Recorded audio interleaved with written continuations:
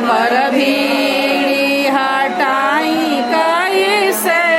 लागल दुआरा पर भीड़ी हटाई कैसे लागल दुआरा पर भीड़ी हटाई कैसे लागल दुआरा पर भी सासु घरवा है नाना नानी घरवा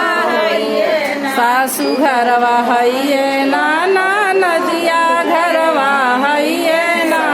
घरवा है नाना नदी घरवा है सासु घरवा है नाना नदिया घरवा है ना घर से दहिया महंगाई कैसे लागल दुआरा पर हटाई कैसे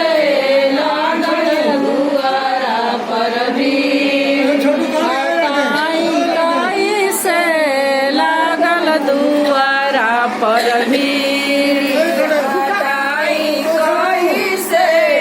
लागल दुआरा पर भीड़ी हटाई कैसे लागल दुआरा पर भीड़ी नूर दाइया के नूर दाइया के पूजनी कराई कैसे लागल दुआरा पर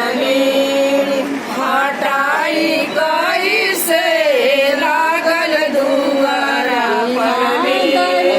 के पूजा नहीं कराई कैसे बिना दहिया के पूजा नहीं कराई कैसे लागल दुआरा पर हटाई कैसे लागल दुआरा पर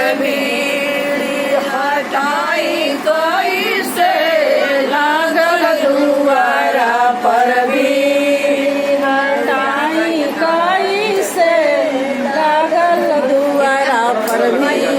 जेठ घरवा है ना जेठानी घरवा है ना जेठ घरवा है ना जेठानी घरवा है ना जेठ घरवा है ना जेठानी घरवा है जेठ घरवा है ना जेठानी घरवा है ना बनिया घर से गुड़ावा महंगाई कैसे लागल दुआरा पर हटाई कैसे लागल बनिया घर से गुड़ावा महंगाई कैसे जी हमिया घर से गुड़ावा महंगाई कैसे लागल दुआरा पर भीड़ी हटाई कैसे लागल दुआरा पर हटाई कैसे लागल दुआरा पर हटाई कैसे लागल दुआरा पर नूर घोड़ावा के नूर घोड़ावा के पूजनी कराई कैसे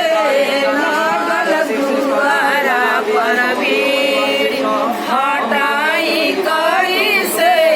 लागल दुआरा पर हटाई कैसे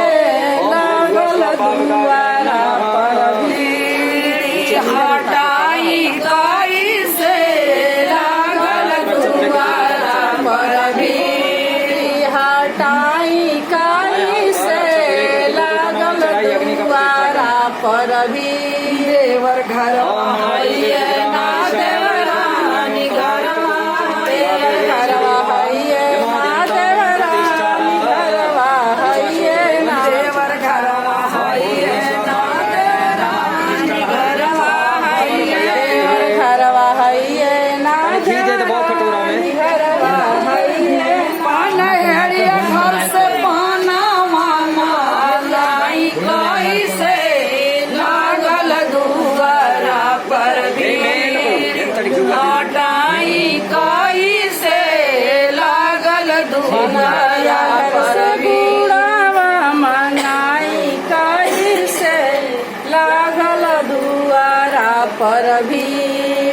हटाई कैसे